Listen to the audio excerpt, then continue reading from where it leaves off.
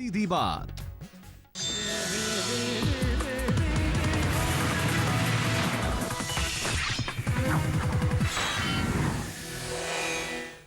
नमस्कार, आप देख रहे हैं सीधी बात और आज हमारे खास मेहमान हैं मोदी सरकार के वरिष्ठ मंत्री रविशंकर प्रसाद। स्वागत है आपका। धन्यवाद। नेताजी सुभाष चंद्र बोस की जन्मतिथि के अवसर पर मोदी सरकार ने 100 सीक्रेट फाइल्स को सार्वजनिक किया। कांग्रेस कह रही है कि इन फाइल्स के जरिए, लीक्स के जरिए, खबरों के जरिए कहीं ना कहीं मोदी सरकार नेहरू गांधी परिवार की जो हैसियत है उसको नीचे दिखाने की कोशिश कर रही है और नेताजी की जो लेगेसी है उसको लेकर राजनीति करने की कोशिश कर रही है। घबरा क्यों रहे हैं?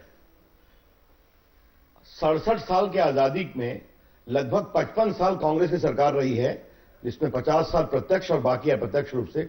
किसने मना किया था उनको? तो आज अगर नेताजी के परिवार के लोग, देश चाहता है कि उनके बारे में सच्चाई सामने आए, तो कांग्रेस पार्टी को परेशानी क्यों है? यही तो सवाल है। वो कह रहे हैं कि आप पॉलिटिक्स कर रहे हैं क्योंकि जेटली जी ने सरकार बनने के बाद, मोदी सरकार बनने के बाद कहा कि अगर हम इन फाइलों को पब्लिक करते हैं तो हमारे फॉरेन अफेयर्स पर इसका बुरा असर पड़ेगा।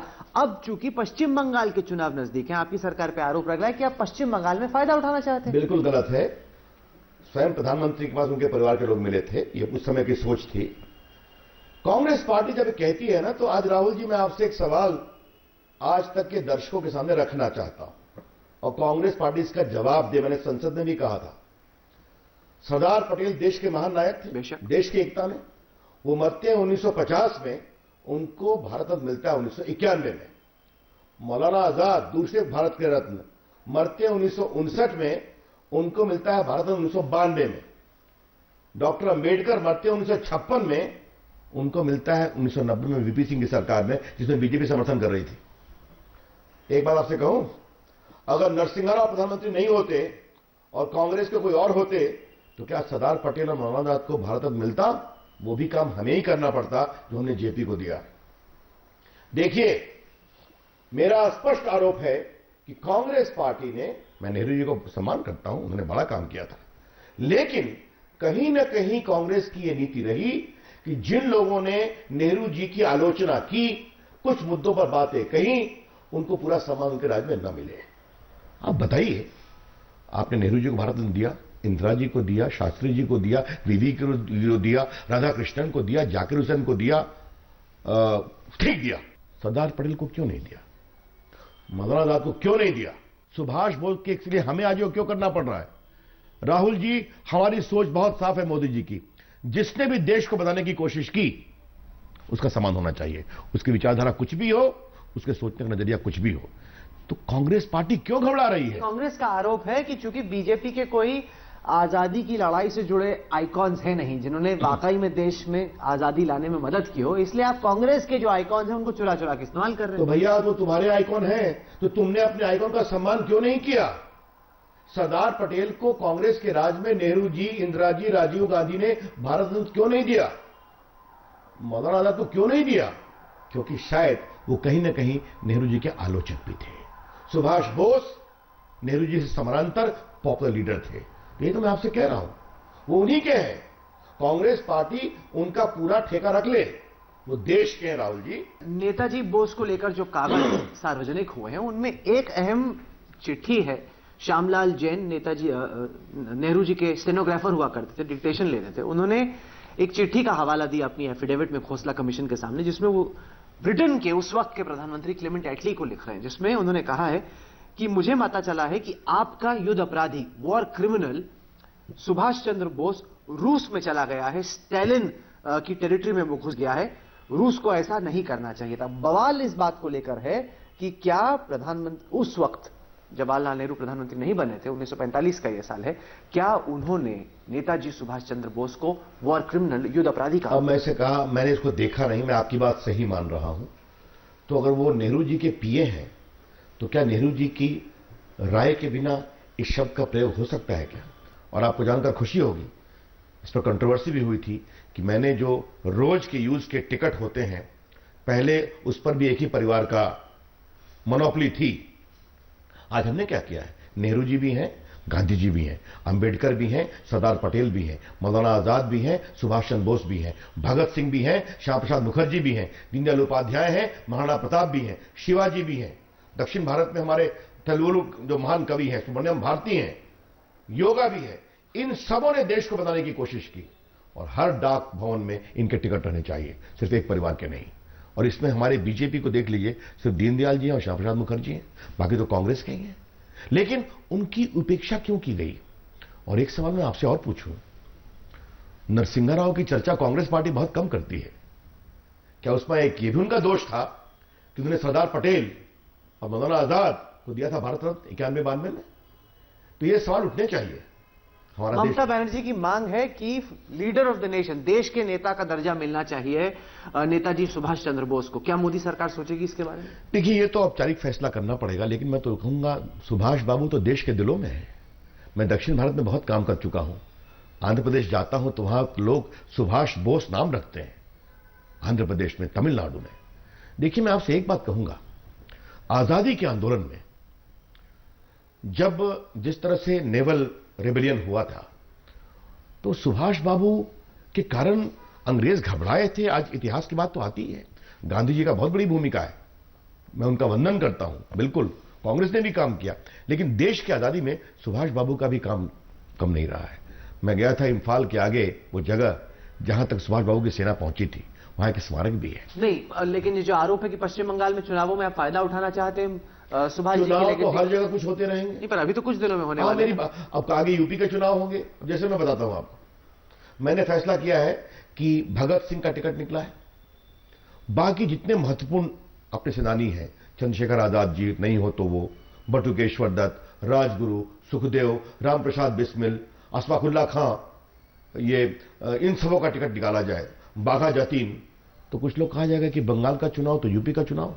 देशभक्तों के त्याग को राहुल जी कृपया करके अब राजनीति से ऊपर उठकर देखा जाए, ये मैं मानता हूं। चलिए, मुद्दा बदलते हैं, बात करते हैं हैदराबाद में एक दलित छात्र के सुसाइड की, जिसको लेकर कई सवाल खड़े हुए। सवाल यह भी खड़ा हुआ कि प्रधानमंत्री का बयान आते आते 5 दिन लग गए, उनकी आंखों में आंसू भी आए। विपक्ष ने कहा यह घड़ियाली आंसू। देखिए, मैं एक बात कहूंगा, कांग्रेस पार्टी का विरोध सिर्फ विरोध के लिए विरोध अब हर सीमा को पार कर रहा है। प्रधानमंत्री ने कितनी बड़ी बात कही, ये दुर्भाग्यपूर्ण घटना हुई थी, बाकी उसकी जांच होने वाली है, मैं ज्यादा नहीं बोलने वाला हूं। लेकिन उसके संवेदना के स्वर हमारे मंत्री लोग बोले, हमारी पार्टी ने भी कहा, हमारे प्रधानमंत्री ने तो बहुत विस्तार से कहा, तो इसको वहीं समाप्त करना चाहिए। नहीं, पर उस पर उसके बीच में खूब राजनीति हुई। केजरीवाल गए, राहुल गांधी गए, सबने कहा कि मोदी सरकार एंटी दलित है। मोदी जी के मंत्री बार बार हैदराबाद यूनिवर्सिटी के वाइस चांसलर पर दबाव डाल रहे हैं कि दलित छात्र के खिलाफ कार्रवाई हो, जिसके चलते आखिरकार उसने सुसाइड। देखिए, बिल्कुल गलत बात है। वहां पर तो कांग्रेस के एमपी ने भी लिखा था, मैं भी मंत्री हूं ना, मैं तो पत्रकारों की कोई बात शिकायत करते हैं तो कार्रवाई करता हूं। तो अगर मंत्री ने एक बात कही तो उसको देखा गया, बाकी वहां जांच भी हुई थी। लेकिन अब उसमें जाने की मुझे जरूरत नहीं है, क्योंकि अब एक प्रॉपर जुडिशियल कमीशन बैठ गया है। और राहुल गांधी का तो काम ही है, एक अंग्रेजी का शब्द है rent a cause. Rahul Gandhi को कहीं कुछ दिखाई पड़ता है तो इस तरह दौड़ते रहते हैं। उनकी सरकार में दलितों की क्या स्थिति है? आज हमें गर्व है कि सबसे अधिक दलित एमएलए हमारे हैं, सबसे अधिक दलित एमपी हमारे हैं। उनके लिए हमारी पार्टी ईमानदारी से, प्रामाणिकता से काम कर रही है। पर वही दलित एमपी सबसे ज्यादा परेशान है। अगर आप देखें, संजय पासवान से लेकर चिराग पासवान, आपकी पार्टी के अंदर आपके एलाइज भी कह रहे हैं कि नहीं, किसी का नाम मत लीजिए, मैं नाम पर रिएक्ट भी नहीं करूंगा। ये हमारी पार्टी की डेमोक्रेसी है। जब उन्होंने एक चिंता व्यक्त की तो उनकी चिंता को हम शेयर करते हैं, उसको करेक्शन करते हैं। हमारी पार्टी दलितों के उत्थान के लिए कृतसंकल्प है। आज मैं आपको एक बात बताना चाहता हूं, हमारे दलित मित्रों का एक पॉजिटिव इश्यू भी देखिए, मैं चाहता हूं आज तक के प्लेटफॉर्म से चर्चा करूं। आपने नाम सुना होगा मिलिंद कामले का। वो एक दलित एंटरप्रेन्योर है। उन्हें अपने साथ लगभग 10-15 लोगों की फौज खड़ी की है, जिनका मोटो है job giver not job seeker. किसी का टर्नओवर 100 करोड़ है, किसी का 500 करोड़ है, हम उनका पूरा सहयोग करते हैं। अभी उनका कार्यक्रम हुआ था और हमारी सरकार ने कहा है स्टैंड अप इंडिया स्टार्टअप के साथ, मतलब सारे बैंकों को कहा कि एक दलित और एक आदिवासी एंटरप्रेन्योर को लोन दो, उसको आगे बढ़ाओ। लेकिन आपके मंत्रालय को लेकर एक सवाल जो बार बार खड़ा होता है और सबसे ज्यादा लोग जिक्र करते हैं, परेशान रहते हैं, मजाक भी उड़ाते हैं, सोशल मीडिया पे इतने जोक्स चल रहे हैं, वो कॉल ड्रॉप्स को लेकर है। वो कहते हैं कि ये सब तो ठीक है, startup India, stand up India सब हो जाएगा, मंत्री जी कॉल ड्रॉप तो ठीक कर दीजिए। तो कॉल ड्रॉप ठीक कर रहे हैं ना, पिछले आज तक किसी ने कुछ किया था? देखिए, ये समस्या थी, हमने कभी इसको अनदेखा नहीं किया। सर 20 महीने हो गए, कॉल ड्रॉप की समस्या भी पूरी सॉल्व नहीं हुई। आप मुझे बताएं कब तक आपको लगता है कि कॉल ड्रॉप की समस्या का डेडलाइन दीजिए। नहीं, पहले मेरी बात सुन लीजिए। 25,000 टावर उन्होंने लगाया पिछले 3-4 महीने में। दिल्ली में 2,000 लगे। आपको भी लगेगा सिचुएशन इंप्रूव की है और इंप्रूव होना बाकी है। मुझे लगता है जल्दी इसका निदान हो जाएगा। हम जल्दी जून में और स्पेक्ट्रम का ऑक्शन भी करने वाले हैं और भी अवेलेबल हो जाएगा। लेकिन सेवा अच्छी हो, ये काम मूलतः ऑपरेटर का है। नहीं, पर सर कहीं ना कहीं इसके बीच में ऑपरेटर भी गड़बड़ कर रहे हैं, क्योंकि हमें लगता है कि चूंकि डेटा को लेकर लोग पैसा कमा रहे हैं, इंटरनेट यूजेज को लेकर कंपनियां पैसा कमा रही हैं, इसलिए उसको प्राथमिकता दी जा रही है। कॉल अब सस्ती हो गई है, इसलिए कॉल्स को इतनी प्रायोरिटी नहीं मिल रही, इसलिए कस्टमर जबकि हमें नुकसान हो रहा है। इसका आप मंत्री कुछ कीजिए इसके बारे में। आपने बिल्कुल सही कहा, यह सख्ती की जा रही है। और प्राइवेट में और पीएसयू में क्या अंतर है? एक बड़े पत्रकार का अनुभव नेपाल के भूकंप का है कि उन्होंने उस कंपनी को विश्वास कर लिया कि फ्री कॉल मिलेगा और लाखों का बिल आ गया। 5 लाख का बिल आया था। तो मेरा खाली कहना है, और बीएसएनएल बिल्कुल फ्री था। मेरा कहने का मतलब क्या, यही सख्ती मैं कर रहा हूं। आपने देखा होगा कि ट्राई ने एक लगाया था उनके ऊपर पनिशमेंट भी, कॉल ड्रॉप पर 3 कॉल पर 1 रुपये देना पड़ेगा आपको। अब वो कोर्ट में है, फैसला लंबित है।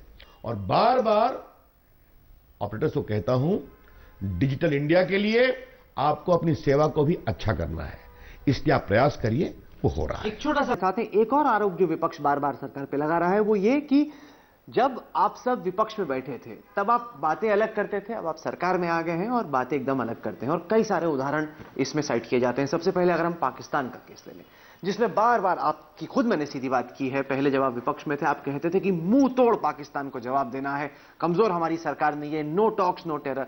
लेकिन अगर हम देखते हैं आजकल तो लग रहा है कि आतंकवाद का सिलसिला लगातार जारी है, पाकिस्तान से आतंकवाद आ रहा है और एकाएक मोदी सरकार पाकिस्तान पे मेहरबान हो गई है। देखिए, पाकिस्तान के बारे में हमारी सोच बहुत साफ थी। जब एक बार वहां के प्रधानमंत्री बार बार कह रहे हैं कि हम आतंकवाद के खिलाफ कार्रवाई करेंगे। अब मैं मामला सेंसिटिव है, बहुत नहीं बोलना चाहता, लेकिन 4-5 आतंकवादी मुंबई गए थे। कितने लोग मरे थे? 176। आप तो वहां गए थे। और आज यहां आतंकवादी आए, घुसे, तो उनको समझ से कंटेन किया गया, कार्रवाई की गई। 7 लोग फिर भी मरे। बिल्कुल, मैं मानता हूं, लेकिन कोलैटरल डैमेज और डैमेज से कितनी रोक की गई। और आपने देखा होगा, पहली बार पाकिस्तान ने डिसोन नहीं किया कि वो हमारे यहां के नहीं थे, उन्होंने कार्रवाई करने का भरोसा दिया है। नहीं, लेकिन सरकार ने एक दावा किया कि पाकिस्तान ने जैश के ऑपरेटिव्स के खिलाफ कार्रवाई की। उसके बाद जब तमाम एजेंसियों ने इसको जांचा परखा तो जाना कि कोई कार्रवाई जैश ए मोहम्मद के सरगना मसूद अजहर के खिलाफ नहीं हुई। टेरर कैंप अभी भी चल रहे हैं, फंडिंग अभी भी चल रही है। तो आखिरकार हुआ क्या? तो दिखावा है, हम क्यों बहक रहे हैं? देखिए, कई चीजों को मैं आपके सामने बोलना नहीं चाहता हूं जी।